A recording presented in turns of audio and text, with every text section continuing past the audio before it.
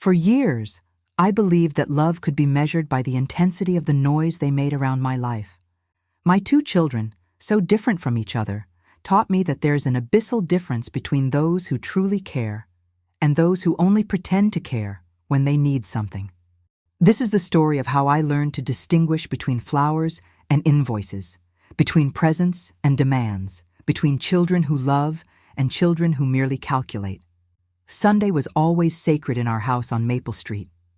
Not for religious reasons, but because it was the day when the family gathered, the day I cooked with more care, the day the dining room table looked more beautiful and conversations lasted until the evening light faded through our kitchen windows. For decades, it was like this. Me, at the center of this small family orchestration, conducting the meetings, preparing the stage so everyone would feel loved and welcomed in our modest two-story home in suburban Cleveland. It was a role I embraced with pleasure, believing that this was the essence of being a mother. To be the safe harbor, the meeting point, the person who would always be there regardless of anything. My eldest son, Michael, was always the most pragmatic. Since childhood, he had a calculator where he should have had a heart. Not that he was bad, but everything for him had a value, a price, a transaction involved. When he was a teenager, he would lend me money with interest. Just kidding, he said. But I could see his eyes shine when I paid the extra quarters. When he graduated from Ohio State with a degree in business administration, I was proud of him, of course. Seeing him in his cap and gown, receiving his diploma on that sunny May morning, filled me with satisfaction. I thought he would finally find his place in the world, that this thirst for financial control would transform into professional success and, who knows, a more generous life. My daughter, Sarah, was the opposite. Delicate, attentive, always worried about others. She chose to be an elementary school teacher, even knowing she wouldn't earn much. "Mom, money isn't everything in life," she used to tell me over coffee at our kitchen table. And I agreed, although sometimes I worried about her financial stability in an increasingly expensive world. Sarah had this rare ability to notice when I was sad even before I knew I was sad. She would show up at our front door with a box of chocolate chip cookies from the bakery downtown, with a romance novel she had found at the used bookstore and thought I might enjoy, with small gestures that seemed insignificant, but that warmed my heart in ways I couldn't explain. The difference between them became more apparent over the years, but I think I was so immersed in my role as mother and mediator that I didn't want to see what was right in front of me. Michael visited me every month, always with a leather briefcase under his arm. "Mom, we need to talk about your finances," he would say, settling into the recliner that had belonged to his father, Harold. And there we would go, through spreadsheets, calculations, projections about my retirement fund, discussions about the house maintenance costs, conversations that always seemed to end with him sighing deeply and saying something like, "You need to be more careful with your money, Mom. You're not getting any younger." These monthly meetings began to feel less like concern and more like audits.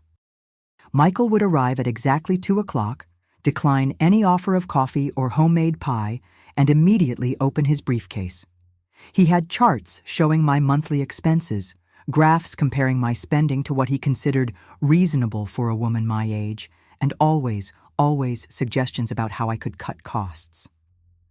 "Do you really need cable television? You could save $40 a month. This grocery bill seems high. Are you buying name brands? Generic is just as good. Mom, you spent $60 at the garden center last month. That's not a necessity." I would sit there, in my own living room, feeling like a child being scolded for spending her allowance unwisely. The irony wasn't lost on me that the son who had demanded the latest video games, the newest sneakers, the most expensive baseball gloves throughout his childhood was now lecturing me about fiscal responsibility. But I listened, because isn't that what mothers do? We listen, we nod, we try to understand, we make allowances for our children's personalities and quirks. Meanwhile, Sarah would arrive unannounced on Sunday mornings, always with fresh flowers from her small garden. Daisies in spring, roses in summer, chrysanthemums in fall. "I thought these might brighten your day, Mom," she would say, never expecting anything in return. We would arrange them together in the blue vase that had been my mother's, and suddenly, the house felt alive again. She would stay for breakfast, help me with small tasks around the house, tell me stories about her students, ask about my book club, my bridge group, my volunteer work at the local animal shelter. These weren't scheduled visits. Sarah didn't arrive with agendas or briefcases. She came because she wanted to spend time with me, because she enjoyed my company, because she saw value in our relationship that had nothing to do with financial planning or inheritance discussions. When she noticed that I was struggling to reach the high shelves in my kitchen, she didn't lecture me about the dangers of climbing on step stools. Instead, she quietly rearranged my cabinets, putting the things I used most often within easy reach. When she saw that I was having trouble with the latch on my garden gate, she didn't tell me I should hire a handyman I couldn't afford. She brought tools from her apartment and fixed it herself, refusing to let me pay her for the time or materials. The contrast became impossible to ignore, though I tried for years to rationalize Michael's behavior. He was busy with his career, I told myself. He worked long hours at the accounting firm downtown, had his own apartment to maintain, his own life to live. His concern about my finances was really love in disguise, wasn't it? He was thinking about my future, planning ahead, making sure I would be taken care of. These were the stories I told myself during those long evenings after his visits, when I would sit in Harold's chair and feel somehow diminished, somehow less capable than I had felt before he arrived. But stories we tell ourselves to avoid painful truths have a way of wearing thin over time. The breaking point came on a Tuesday in October, 3 weeks after Harold's second anniversary of passing. I had been feeling particularly lonely, missing the sound of his voice, the warmth of his presence, the way he would hum while reading the newspaper at the kitchen table. I was sorting through some of his old papers when I came across a folder I had never seen before. Inside were documents, legal papers, correspondence with lawyers. My hands trembled as I read through them, understanding slowly dawning like a cold sunrise. Harold had been more worried about our children's attitudes toward money than I had realized. The folder contained notes about conversations with our attorney, discussions about how to structure our wills, concerns about Michael's increasing interest in our financial affairs. There was even a letter, never sent, addressed to Michael, in which Harold had written, "Your mother and I have worked hard our entire lives to build something we could pass on to you and your sister. But inheritance is not an entitlement, and we will not be treated as if our only value is what we can leave behind." I sat there in our bedroom, surrounded by Harold's careful documentation of what I had been trying not to see. My husband, practical and loving Harold, had recognized something in our son that I had been too afraid to acknowledge. The monthly financial meetings weren't about concern for my well-being. They were about inventory. Michael wasn't visiting to spend time with his mother. He was visiting to assess his future inheritance, to make sure I wasn't wasting what he already considered his. That night, I couldn't sleep. I wandered through our house, seeing it suddenly through different eyes.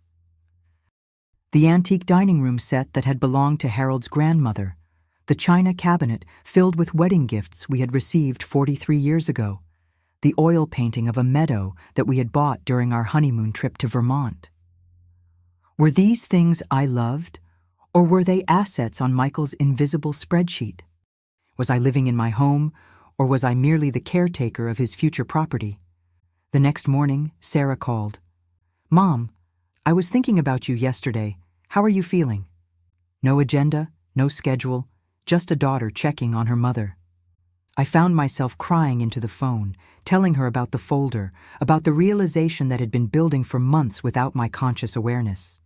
She listened without judgment, without trying to fix anything, without suggesting that I was overreacting or misunderstanding the situation. "Oh, Mom," she said softly. "I'm so sorry. I've been worried about this for a while, but I didn't want to say anything because I thought maybe I was being unfair to Michael." We talked for over an hour, and for the first time in months, I felt heard. Not audited, not managed, not advised, just heard. Sarah validated feelings I had been afraid to acknowledge, confirmed observations I had been trying to dismiss.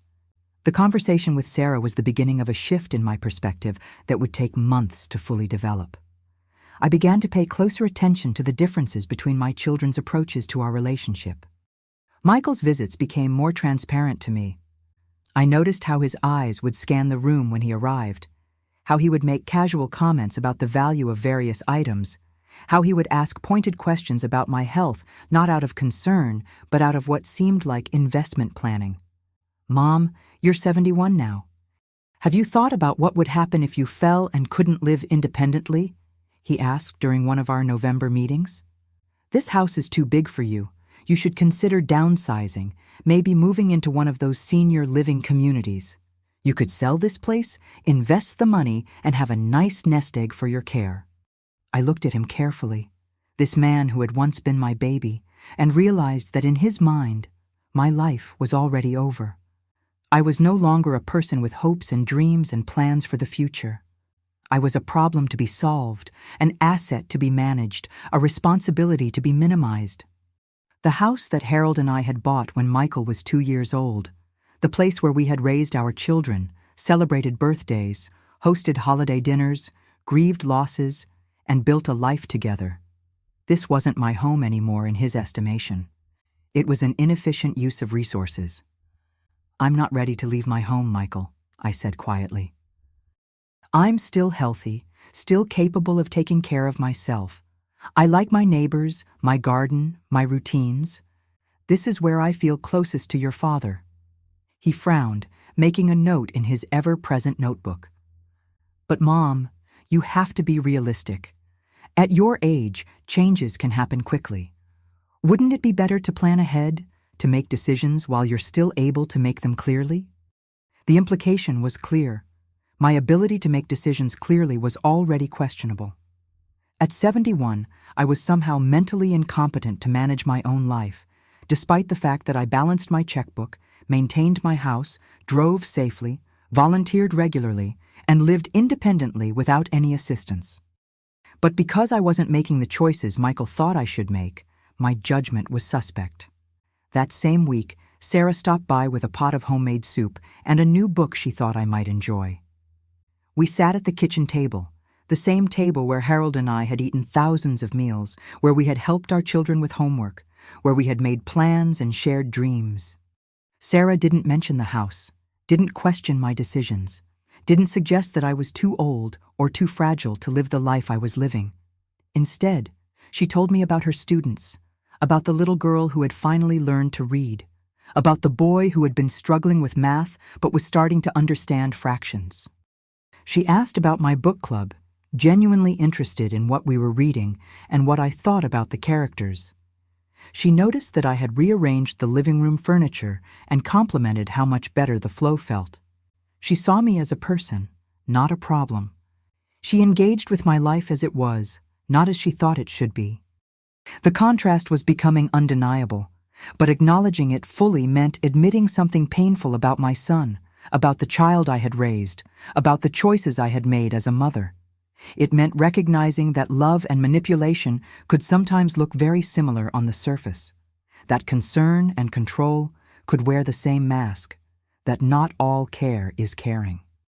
The real turning point came in December, just before Christmas. Michael had been calling more frequently, asking about my holiday plans, suggesting that I might want to simplify my usual Christmas dinner tradition. "Mom, cooking for the whole family is a lot of work for someone your age. Why don't you just order something from the grocery store deli? Or better yet, why don't we all go to a restaurant? It would be much easier." But Christmas dinner in our house had been a tradition for over 4 decades. It was the one day of the year when our dining room table truly came alive, when the good china came out of the cabinet, when the house filled with the sense of roasting turkey and fresh-baked pies. It was the day when Harold would wear his good sweater and help me set the table, when our children would arrive with their appetites and their stories, when our home felt most like the sanctuary we had always intended it to be. I had already bought the turkey, already planned the menu, already looked forward to the familiar rhythm of preparation that made me feel connected to all the Christmas dinners that had come before. But Michael's suggestion planted a seed of doubt. Was I being foolish? Was I taking on too much? Was I clinging to traditions that no longer made sense? I called Sarah to talk through my confusion. "Mom, she said. "Do you want to cook Christmas dinner?" "Yes," I said without hesitation. I love Christmas dinner. I love the cooking, the preparation, the way the house feels when everyone is here.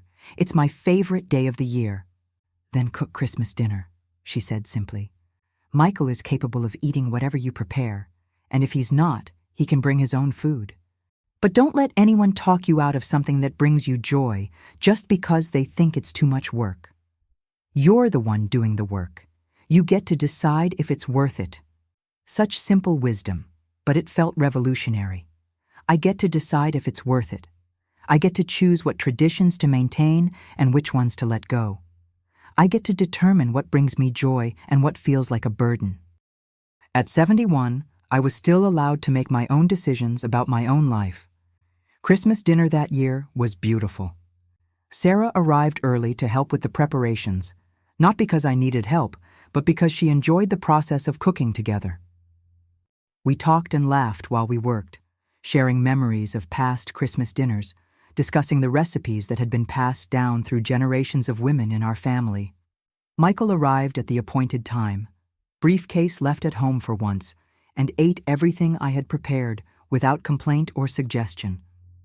But I noticed something that day that I had never seen quite so clearly before. Michael's interactions with me were different when Sarah was present. He was more polite, more deferential, less likely to make suggestions about my life or my choices. It was as if he had two different ways of relating to me. One when we were alone, when he felt free to manage and direct and control, and another when there was a witness, when he needed to maintain the appearance of being a loving son. After dinner, Sarah helped me clean up while Michael sat in the living room checking his phone. "Mom," Sarah said quietly as we washed dishes, "I've been thinking about something. You know how Michael always has those financial meetings with you? Has he ever included me in those conversations?" I paused, dish towel in hand. "No, never. He always says it's complicated, that he doesn't want to burden you with the details." Sarah nodded thoughtfully. "Don't you think that's strange? I mean, if something happened to you, wouldn't I be equally responsible for handling your affairs? Why would he assume that I couldn't understand or contribute to financial planning?" Her question opened a door I hadn't even realized was closed. Michael had positioned himself as the expert, the responsible one, the child who could handle the serious matters of adult life. But Sarah had her own apartment, her own car, her own retirement savings. She managed her finances successfully on a teacher's salary, which required considerably more budgeting skill than managing a comfortable income as an accountant. Why wouldn't she be equally capable of understanding our family's financial situation? The answer, I realized, was that Michael didn't want Sarah involved because her presence would change the dynamic of those conversations. With Sarah there, he couldn't position himself as the sole authority on what was best for me. He couldn't present his suggestions as the only reasonable options. He couldn't create the artificial urgency that seemed to characterize our monthly meetings. That night, after everyone had gone home, I sat in Harold's chair and thought about the folder I had found months earlier. Harold had seen something I was only beginning to understand. Our son was not preparing to care for me in my old age. He was preparing to inherit from me as efficiently as possible. The difference was subtle but profound, and recognizing it changed everything. I began to pay attention to other patterns I had previously overlooked. Michael never asked about my emotional well-being. He never inquired about my friendships, my interests, my hopes for the future.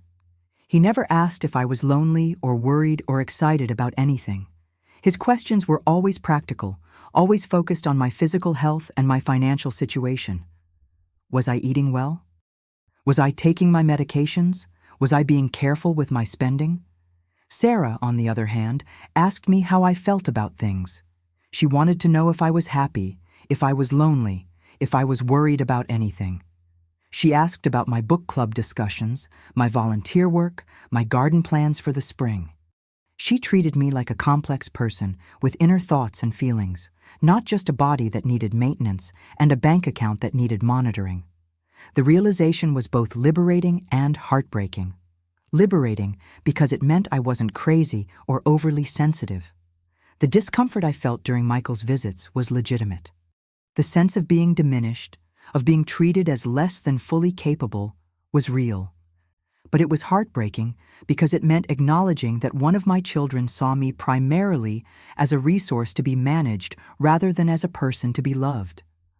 The winter months after Christmas gave me time to think, to process what I had been learning about my children and about myself. Snow covered the garden where Sarah's flowers had bloomed, and the house felt quieter, more contemplative. I found myself spending hours in Harold's chair, not in sadness, but in reflection, understanding that this period of solitude was necessary for the decisions I would eventually have to make.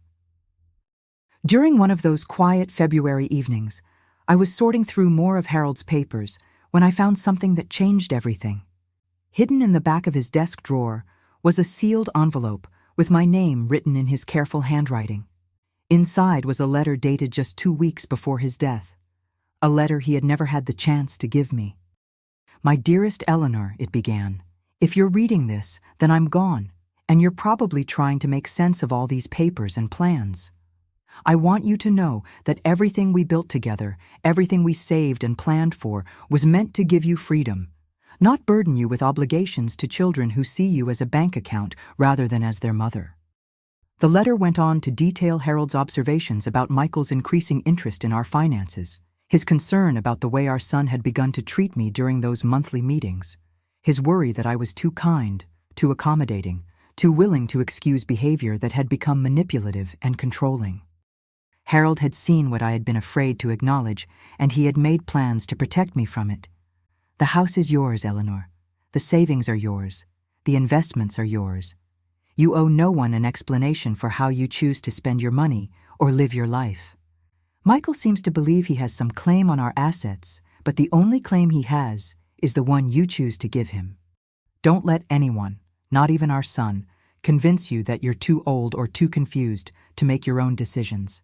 You're one of the strongest, most capable people I've ever known." I sat there with tears streaming down my face, not from sadness, but from a profound sense of being understood, of being seen and valued by the man who had known me best. Harold had anticipated the struggle I was now facing, had recognized the dynamics that were already beginning to emerge even before his death. He had given me permission to trust my own judgment, to value my own autonomy, to resist the pressure to surrender my independence to someone who claimed to know what was best for me. The letter concluded with specific instructions about legal documents, financial accounts, and most importantly, a revised will that I had never seen. Harold had worked with our attorney to ensure that while both children would eventually inherit, the bulk of our assets would remain under my control for as long as I lived. There were provisions for my care if I became incapacitated, but those provisions gave decision-making authority to Sarah, not to Michael. Harold had seen what I was only beginning to understand, that Michael's interest in my welfare was secondary to his interest in my wealth. That night, I called Sarah and read her the letter. She listened in silence, occasionally gasping softly at Harold's insights. When I finished, she said, "Oh, Mom, Daddy knew. He saw what was happening, and he tried to protect you." We talked for over an hour about Harold's observations, about the patterns he had recognized, about the wisdom of his final gift to me. The next morning, I called the attorney's office and made an appointment. It was time to understand exactly what Harold had done, to review the legal documents that would govern my future, to ensure that his intentions were properly documented and legally binding. The meeting was both illuminating and empowering. Harold had indeed made provisions that would protect my autonomy while ensuring my security. I was not dependent on Michael's approval or management for anything. I was free to make my own choices about my own life. Armed with this knowledge, I began to make changes. I closed the joint bank account that Michael had insisted we open for emergencies, transferring the money back to my personal account. I changed the locks on my house, not because I was afraid of Michael, but because I wanted to reclaim the sense that this was my private space, my sanctuary, my home. I contacted my insurance company and updated my emergency contacts, removing Michael as the primary contact and making Sarah the first person to be called in case of any medical emergency. These were small actions, but they represented a fundamental shift in how I saw myself and my relationship with my children.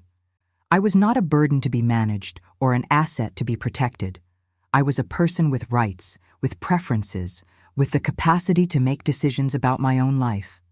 The realization was both liberating and terrifying. For so long, I had allowed Michael to position himself as the expert on my life, the person who knew better than I did what was best for me. Reclaiming that authority felt like stepping into unfamiliar territory. The real test came in March, when Michael called to inform me that he had been researching assisted living facilities. Not because I had asked him to, not because I had expressed any interest in moving, but because he had decided it was time for me to transition to the next phase of life. He had made appointments for us to tour 3 different facilities, had calculated the costs, had even spoken with a real estate agent about listing my house. I listened to his monologue in stunned silence, this detailed plan for my life that had been developed without my input or consent. When he finished, I said quietly, "Michael, I don't want to move to assisted living. I'm perfectly capable of living in my own home." His response was immediate and patronizing. "Mom, I know this is hard to accept, but you're not thinking clearly about your limitations. What if you fall? What if you have a medical emergency? What if you can't take care of yourself anymore? I'm trying to be responsible here." That word, responsible, had become his justification for everything. He was being responsible when he managed my finances without my permission. He was being responsible when he questioned my spending on things that brought me joy. He was being responsible when he planned my future without consulting me about my own wishes and desires. But I had learned something important during those months of reflection. Responsibility and control are not the same thing. Love and management are not synonymous. Caring for someone does not mean making their decisions for them, and preparing for the future does not require eliminating the present. "Michael," I said, my voice steadier than I had expected, "I will not be touring assisted living facilities. I will not be selling my house. I will not be transitioning to any phase of life that I haven't chosen for myself. I am 71 years old, not 91.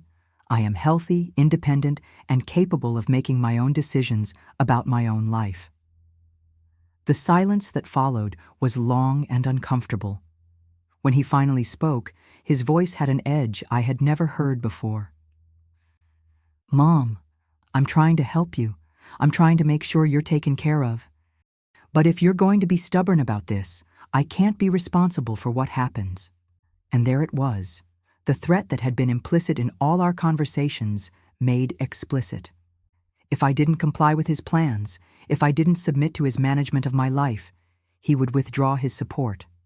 The help he offered came with strings attached, and those strings were my autonomy, my dignity, my right to self-determination. I thought about Sarah's flowers, about the way she had quietly fixed my garden gate, about the conversations we had over coffee at my kitchen table. I thought about the difference between someone who wanted to spend time with me and someone who wanted to manage me. I thought about Harold's letter, about his recognition of something I had been too afraid to see. "Michael," I said finally, "you're not responsible for what happens to me.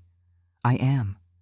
I'm responsible for my own life, my own decisions, my own future. I appreciate your concern, but I don't need you to take care of me. I need you to respect me."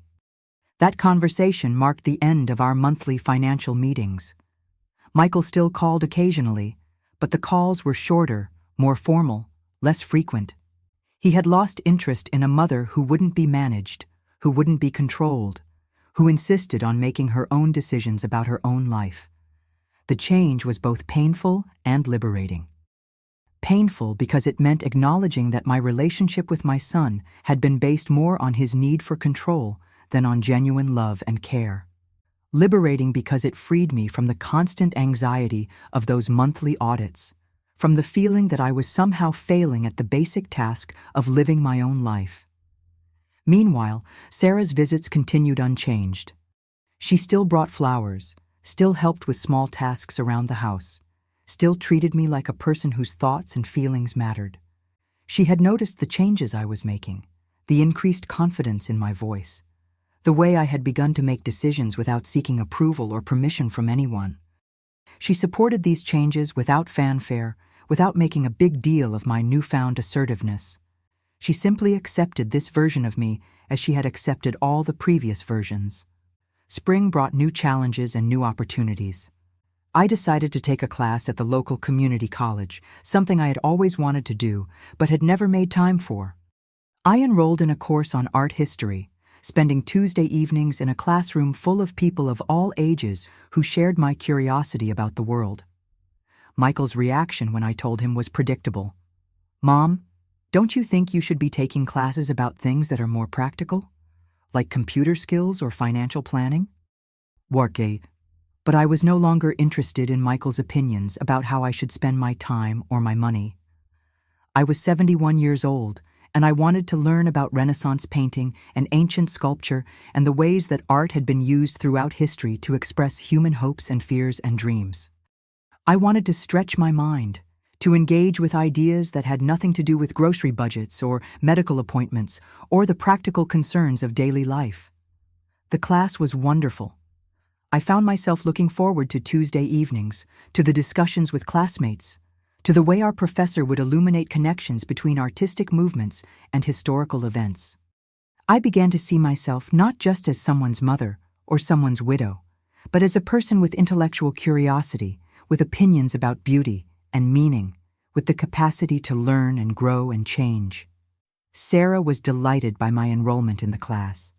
She asked questions about what I was learning, looked at the books I was reading, shared her own thoughts about the art we discussed. She treated my intellectual interests as legitimate and valuable, not as hobbies to be indulged or distractions from more serious concerns. Her enthusiasm for my new pursuits reinforced my sense that I was making good choices, that I was expanding my life rather than simply managing its decline. Summer brought a decision that would have been unthinkable just a year earlier. I decided to travel. Not a carefully planned, medically supervised trip to visit relatives, but a real vacation to a place I had always wanted to see. I booked a 2-week tour of Italy, complete with art museums, historical sites, and the kind of cultural experiences that had always seemed too indulgent, too impractical, too risky for someone my age. Michael's reaction was swift and predictable. "Mom, you can't travel alone to a foreign country. What if something happens? What if you get sick? What if you get lost? This is completely irresponsible." He used that word again, irresponsible, as if my desire to see the world was somehow a failure of judgment, a sign of cognitive decline, a dangerous impulse that needed to be controlled. But I had learned to distinguish between genuine concern and the desire for control. Michael wasn't worried about my safety. He was worried about my independence. He wasn't afraid that I would get lost in Italy. He was afraid that I would discover I could navigate the world without his permission or assistance. He wasn't concerned about my health. He was concerned about my autonomy. Sarah's reaction was completely different. "Mom, how exciting! Italy has been on your bucket list for years. Tell me about the itinerary. What cities will you visit? What museums are you most excited to see?" She helped me plan what to pack, researched restaurants in the cities I would visit, shared travel tips she had learned from her own adventures. She treated my trip as a celebration of my independence, not as a crisis to be managed. The Italy trip was transformative. I discovered that I could navigate foreign airports, communicate with people who spoke different languages, appreciate art in ways that my community college class had only begun to teach me. I felt capable and confident and alive in ways I hadn't experienced in years. I was not just surviving my widowhood, I was thriving in it. I was not just managing my aging, I was embracing the freedom that came with this stage of life. When I returned home, I found that something fundamental had shifted in my relationship with both of my children. Michael seemed almost resentful of my successful trip, as if my competence and independence were somehow a personal affront to him. He made comments about how I had been lucky that nothing had gone wrong, how I should be more careful about taking such risks in the future. He seemed to want me to see my trip as a dangerous gamble rather than as an enriching experience. Sarah, on the other hand, was genuinely excited to hear about my adventures.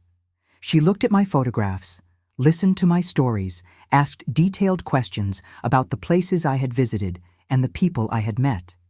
She celebrated my independence as a positive development, not as a threat to family stability or a sign of reckless behavior. The difference in their reactions crystallized something I had been learning throughout the year. Michael needed me to be dependent, needed me to be uncertain, needed me to be someone who required his guidance and management. My competence threatened his sense of importance in my life. My independence challenged his role as the responsible child who knew what was best for me. Sarah, however, was happy to see me happy. She didn't need me to be helpless in order to feel needed. She didn't require me to be uncertain in order to feel important. She could celebrate my successes without feeling threatened by them, could support my independence without feeling diminished by it. As autumn approached, I began to make plans for the holidays. For the first time since Harold's death, I decided to spend Christmas differently. Instead of the traditional dinner at my house, I booked a cabin in the mountains, a place where I could enjoy the season without the pressure of hosting and cooking for others. I invited both children to join me, making it clear that this was my choice, my plan, my way of celebrating the holiday. Michael's response was immediate and negative. "Mom, you can't spend Christmas in some remote cabin. What if the weather is bad? What if you have a medical emergency? What if the cabin doesn't have proper heating? This is a terrible idea." He seemed to believe that by listing potential problems, he could convince me to abandon my plan and return to the traditional pattern of Christmas celebrations. But I had learned to evaluate risks for myself, to weigh the potential problems against the potential benefits, to make decisions based on my own preferences rather than on other people's fears. The cabin had excellent reviews, was located in a well-populated area, and offered exactly the kind of peaceful, beautiful setting I wanted for the holidays. I was not being reckless. I was being intentional about creating the kind of Christmas experience I actually wanted. Sarah's reaction was characteristically supportive. "That sounds wonderful, Mom. I'd love to join you if you'd like the company, but I'll understand if you'd prefer to spend some time alone. Either way, I think it's a great idea." She offered to help with the planning, to share the driving if I wanted company on the trip, to contribute to the grocery shopping for our mountain retreat. In the end, Sarah and I spent Christmas week in the cabin together. We cooked simple meals, took walks in the snow, read books by the fireplace, and talked about everything and nothing. It was the most peaceful, restorative Christmas I had experienced in years. We called Michael on Christmas Day, and he was polite but distant, clearly disapproving of our unconventional celebration, but unable to articulate exactly why our choices were wrong. That week in the mountains marked the completion of a transformation that had been building for months. I had reclaimed my right to make decisions about my own life, to spend my money in ways that brought me joy, to take reasonable risks in pursuit of experiences that mattered to me. I had learned to distinguish between children who loved me and children who wanted to control me, between concern that empowered me and concern that diminished me. The final piece of this puzzle came in January, when I made the decision that would define the rest of my life and the future of my relationships with my children. I called my attorney and made an appointment to revise my will. Not because I was ill or expecting to die soon, but because I wanted to ensure that my legacy reflected my values, that my assets would go to the person who had shown me genuine love and respect, rather than to the person who had treated me like a resource to be managed. The decision wasn't made in anger or spite. It was made with the clarity that comes from understanding the difference between love and manipulation, between care and control, between a child who brings flowers and a child who sends invoices. Sarah had shown me, week after week, month after month, what it meant to love someone without conditions, without expectations, without the need to manage or control their choices. Michael had shown me something else entirely. He had shown me that family relationships, like all relationships, are based on the patterns we establish and maintain over time. He had established a pattern of treating me as someone whose judgment could not be trusted, whose independence was a problem to be solved, whose resources were his to manage. He had maintained that pattern even when I tried to resist it, even when I asked for respect, even when I demonstrated my competence and capability. The new will was simple and clear. Sarah would inherit the house, the savings, the investments, the tangible assets of a lifetime of work and planning.